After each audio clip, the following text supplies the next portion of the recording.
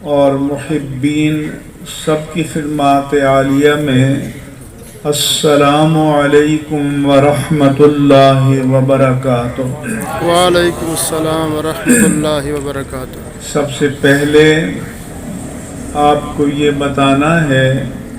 کہ ان اداروں کی ضرورت کیا ہے، یہ ادارے کیوں بنائے جائیں، کیوں قائم کیے جائیں، کیوں چلائے جائیں۔ تو میرے رب ذوالجلال نے قرآن کریم کی سورہ توبہ میں فرمایا وَمَا كَانَ الْمُؤْمِنُونَ لِيَنْفِرُوا كَافَّةً، ایسا تو نہیں ہو سکتا کہ معاشرے کے تمام طبقات اپنی صنعت، زراعت، حرفت، تجارت، کاروبار، ملازمت اور پیشے کو چھوڑ کر دین کے لیے نکل کھڑے ہوں، اس لیے کہ یہ تمام شعبے بھی انسانی معاشرت کے لیے، انسانیت کی بقا کے لیے ضروری ہیں، اور اپنی اپنی جگہ ان شعبوں کو بھی چلتے رہنا چاہیے۔ تو میرے رب کریم نے فرمایا کہ فلولا نفر من کل فرقۃ منہم، تو ایسا کیوں نہیں ہو جاتا کہ ہر قبیلے، ہر برادری، ہر علاقے، ہر بستی میں سے کچھ لوگ اپنے آپ کو اللہ کے دین کے لیے وقف کر کے نکل کھڑے ہوں۔ کیوں؟ لِيَتَفَقَّهُوا فِي الدِّينِ، تاکہ وہ دین کے فقیہ بن جائیں، دین کے عالم بن جائیں، دین کے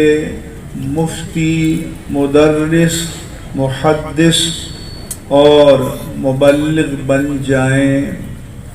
اللہ فرماتا ہے کہ اس طبقے کی ضرورت ہے، اور یہ پورے معاشرے کا فرض کفایہ ہے جو یہ طلباء اور یہ علماء انجام دے رہے ہیں۔ یہ غور کریں، میرے رب نے یہ نہیں فرمایا کہ چند لوگ نکل کر کھڑے ہوں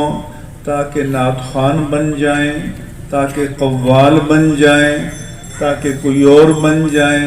بلکہ فرمایا کہ مجھے میرے بندوں میں سے ان کی ضرورت ہے، میرے دین کو میرے بندوں میں سے ان کی ضرورت، ایکسپرٹ بنے، دین اسپیشلسٹ بنے، دین کے فقیہ بنے، دین کے مفتی بنے، تاکہ دین کی رہنمائی کریں لوگوں کی۔ اس لیے کہ اگر یہ چند لوگ اپنے آپ کو فل ٹائم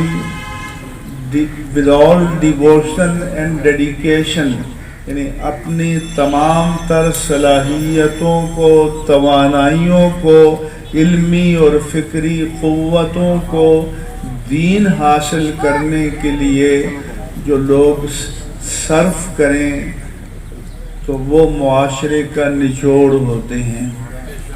وہ معاشرے کا جوہر ہوتے ہیں،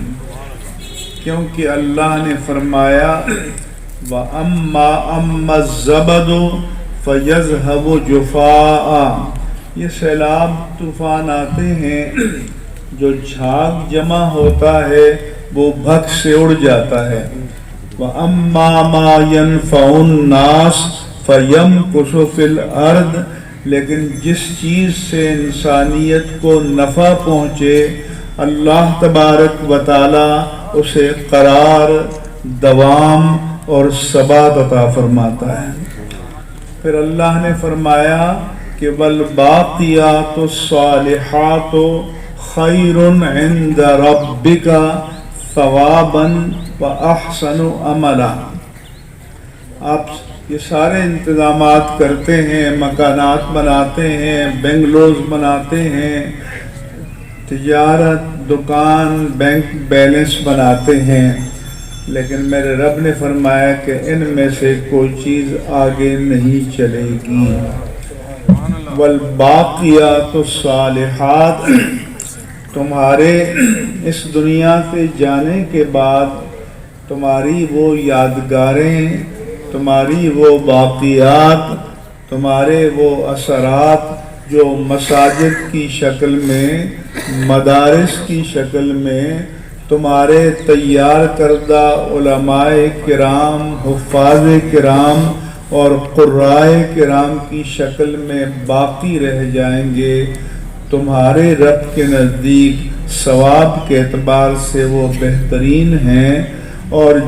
جن کی بنیاد پر تم نجات کی امید کر سکتے ہو، اس کی حسین ترین بنیاد یہی ہے۔ اس لیے اللہ تعالیٰ نے قرآن کریم میں فرمایا کہ یا ایھا الذین آمنوا اتقوا اللہ ولتنظر نفس ما قدمت لغد، فرمایا کہ اے انسان، اے لوگ، اے ایمان والو، اللہ سے ڈرتے رہو۔ اگر تمہیں دنیا کی رنگینیوں سے، رعنائیوں سے، چمک دمک سے، آب و تاب سے، ان مشاغل و مصروفیات سے تھوڑی سی فرصت ملے تو کچھ دیر کے لیے ٹھہر کر یہ سوچ لیا کرو کہ وہ کل جو 24 گھنٹے کے بعد آنے والا ہے، وہ کل جو ہفتے، مہینے اور سال کے بعد آنے والا ہے، وہ کل جو 10، 20، 50، 60 یا زیادہ سے زیادہ 70، 80 سال کے بعد آنے والا ہے، اس کے لیے تو بڑی پلاننگ کرتے ہو، منصوبہ بندی کرتے ہو، مکانات و محلات بناتے ہو، بینک بیلنس بناتے ہو، زمینیں، جاگیریں اور تجارت، دکان، سامان سب بناتے ہو، لیکن میرا رب فرماتا ہے کہ اگر تھوڑی سی تمہیں فرصت ملے تو تھوڑی دیر کے لیے ٹھہر کر ذرا سوچ لیا کرو کہ وہ کل جو تمہاری موت کے بعد شروع ہوگا، اس کے لیے تم کیا تیاری کر رہے ہو، اس کے لیے تمہارے پاس ریزروز کیا ہیں، اس کے لیے تمہارے پاس آگے کیا چیز جائے گی۔ فرمایا اس کا انتظام کرو۔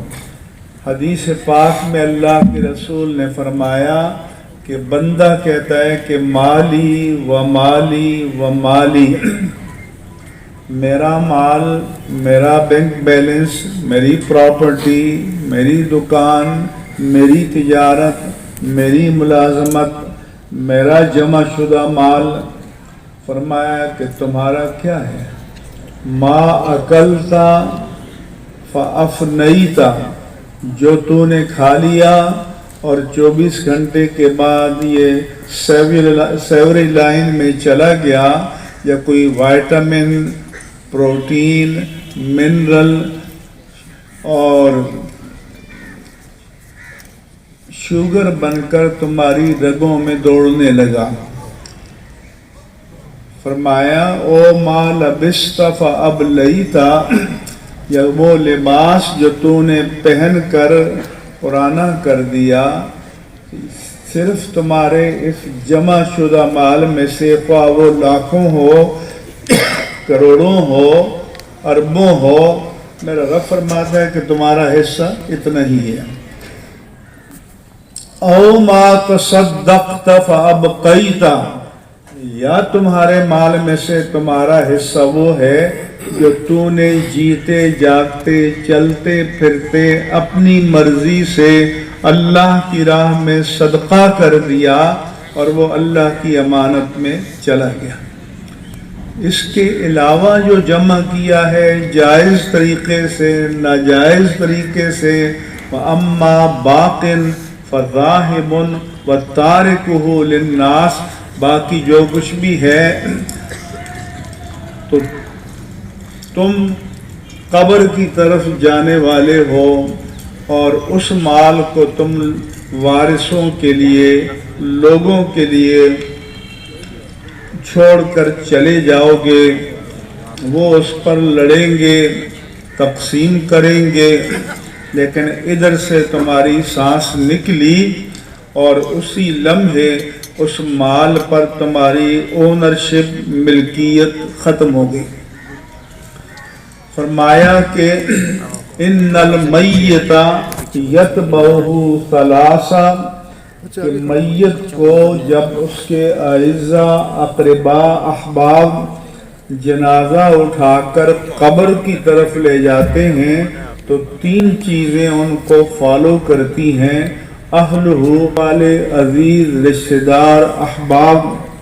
व मालहु, और उसका माल, व अमलहु, और उसका अमल, फयरजिउ। सूफ़ी ज़हूर चैनल को सब्सक्राइब करें।